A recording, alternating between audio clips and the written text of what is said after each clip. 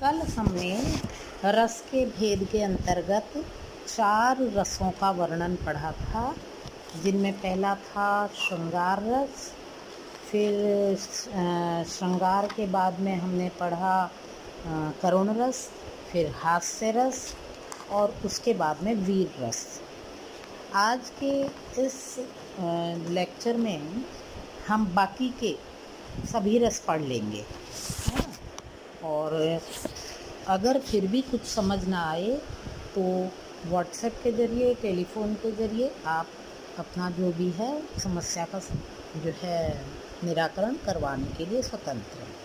तो आज हम प्रारंभ करेंगे 5वें नंबर के रस, भयानक रस। बलवान शत्रु अथवा भयानक शत्रु के देखने पर जब भय नामक स्थायी भाव अपने अनुकूल विभाव आदि अवयवों से परिपक्व होता है, तब भयानक रस की उत्पत्ति होती है। प्रकृति वस्त्र थी भूतनाथ ने नृत्य विकम्पित पद अपना उधर उठाया, भूत सृष्टि सब होने जाती थी सपना, फिर कुछ होगा यही समझकर वसुधा का थर थर कांपना। स्थायी भाव भय, आलंबन भूतनाथ का नृत्य, विकम्पित पद उठना, आश्रय मनु, उद्दीपन प्रजा का व्याकुल होकर आश्रय पाने के लिए आना, और संचारी भाव शंका, त्रास आदि।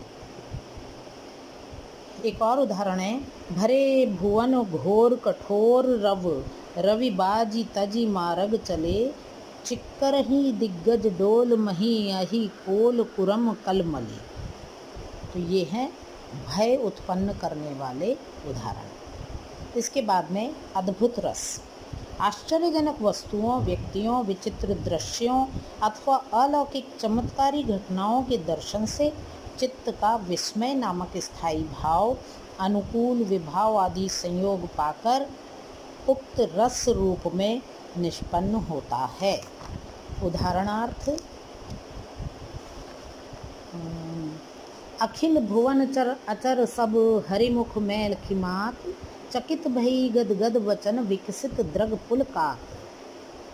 यानी ये चित्रण तब उस समय का है जब माता यशोदा ने बालक कृष्ण के मिट्टी खाने पर ऐतराज़ जताया और उनसे मुंह खोलने का आग्रह किया, और जब उन्होंने मुंह खोला, बाल्य कृष्ण ने जब मुंह खोला तो उसमें उनको ब्रह्मांड के दर्शन हुए, जिससे उनकी माता यशोदा आश्चर्यचकित रह गई। तो स्थायी भाव माता के हृदय में स्थित विस्मय, आलंबन कृष्ण के मुख के भीतर का दृश्य, अनुभाव गदगद वचन, विकसित द्रग, विकसित यानी फैले हुए, संचारी भाव त्रास और संभ्रम। दिखरा वा निज मात ही अद्भुत रूप अखंड, रोम रोम प्रति लागी कोटि ब्रह्मांड, अगिनत रवि शशि शिव चतुरानन, बहुगिरि सरित सिंधु मही कानन, तनु पुलकित मुख वचन नावा, नयन मोंदि चरणन सिर नावा। यानी कि इस अद्भुत रूप को देख करके माँ कौशल्या भी नतमस्तक हो गई। इसके बाद में है शांत रस। तत्वज्ञान तथा वैराग्य से सहृदय के मन में जागृत स्थायी भाव, निर्वेद अथवा शम अपने अनुरूप विभाव आदि के संयोग से परिपक्व होकर शांत रस के रूप में परिणत हो जाता है। उदाहरण के लिए, मन पछिते हैं अवसर बीते, दुर्लभ देह पाई हरिपद भजु, करम वचन अरुहीते, सहस भाव बाहु 10 बदन आदि बचे न काल बलीते। इसके अलावा शांत रस में माली आवत देख कर कलियन करी पुकार, फूले फूले चुनी लए काली हमारी बार। ये है शांत रस के उदाहरण। इसके पश्चात आता है विभत्स रस। घृणित वस्तु को देखने से उत्पन्न ग्लानि से विभत्स रस की उत्पत्ति होती है। जुगुप्सा इस रस का स्थायी भाव है। सिर पे बैठ्यो काग आँख दोऊ खात निकारत, खींचत जीभहि स्यार अति ही आनंद उर धारत, गिद्ध जांग को खोदी खोदी के मांस उपारत, स्वान अंगुरिन काटी काटी के खात बिदारत। तो ये है विभत्स रस का उदाहरण। इसके पश्चात आता है रौद्र रस। रौद्र रस में शत्रु की चेष्टाओं, ललकार, गुरुजन की निंदा, अपकार, मानभंग आदि से जागृत स्थायी भाव, क्रोध ही विभाव आदि संयोग पाकर के रौद्र रस रूप में परिणत होता है, बदल जाता है।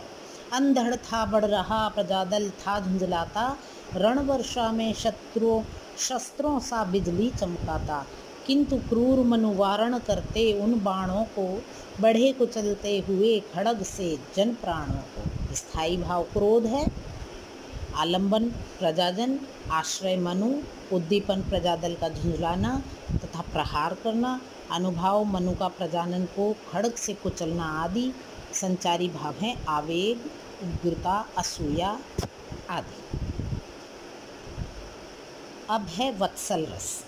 ये तो थे 9 साहित्यिक रस, उसके बाद में 2 रस जोड़े गए। वात्सल्य रस जिसको कहते हैं, वस्तुतः वत्सल रस माता पिता के हृदय में स्थित वत्सल या स्नेह नामक स्थायी भाव पुष्ट होने पर वत्सल रस की निष्पत्ति होती है। काव्य रचनाओं में हुई प्रभूत मात्रा में रचनाओं के कारण इसे स्वतंत्र रस की संज्ञा दी जाती है। सूरदास आदि कवियों द्वारा किया कृष्ण का बाल वर्णन और तुलसीदास द्वारा किया राम का बाल वर्णन, माता हृदय चित्रण आदि सभी इस रस की रचनाएं मानी जाती हैं। इसके 2 भेद हैं, संयोग वत्सल, जिसका उदाहरण मैं आपको देती हूँ। किलकत कान घुटुरवन आवत, मणिमय कनक नंद के आंगन, बिंब पकरिबे धावत, कबहु निरख हरि छाह आपनी, करसों पकरन चाहत आदि आदि। ये बालक कृष्ण अपनी छाया को हाथ से पकड़ रहे हैं। स्थायी भाव बेटे के प्रति स्नेह, आलंबन बालक कृष्ण, उद्दीपन घुटनों के बल चलना, अनुभाव माता की चेष्टाएं, नंद को बुलाना और संचारी भाव हर्ष, गर्व, उत्सुकता आदि। इसके पश्चात जो है, इसके बाद आता है वियोग वत्सल, और इसके और भी उदाहरण हैं। जसोदा हरि पालने झुलावे, हलरावे दुलरावे, रोई सोई कछु रुचे गावे। और एक और उदाहरण है, हरि अपने आपे कछु गावत, तनक तनक चरणन से धावत वगैरह वगैरह। इसके वत्सल रस के 2 भेद किए हैं, संयोग और वियोग। वियोग वत्सल में स्थायी भाव वत्सल स्नेह, आश्रय माता यशोदा, आलंबन बालक कृष्ण, उद्दीपन आलंबन की चेष्टाएं जैसे तेल उबटन गर्म पानी देख भागना, अनुभाव आश्रय की चेष्टाएं, संदेश भेजना, आदतों का वर्णन करना और संचारी भाव चिंता, आशंका, स्मृति आदि। तो इसमें उदाहरण है, संदेशो देवकी सो कही, हो तो धाय तिहारे सुत की, कृपा करत ही रहियो, संदेशो देवकी सो कही। और इसके पश्चात सबसे आखिरी रस है भक्ति रस। भक्ति रस में मन में आनंद और शांति का संचार करने वाले वे समस्त भजन के पद इस के उदाहरण माने जा सकते हैं। जितने भी भजन हैं, ओम जय जगदीश हरे या किसी भी देवी देवता की स्तुति आदि भक्ति रस के अंतर्गत आती है। उम्मीद है आपको जो है इन विशेष रसों के बारे में जान करके अच्छा लगा होगा। कोई आपको इसमें कोई पूछना हो तो आप कभी भी पूछ सकते हैं कॉलेज टाइम में।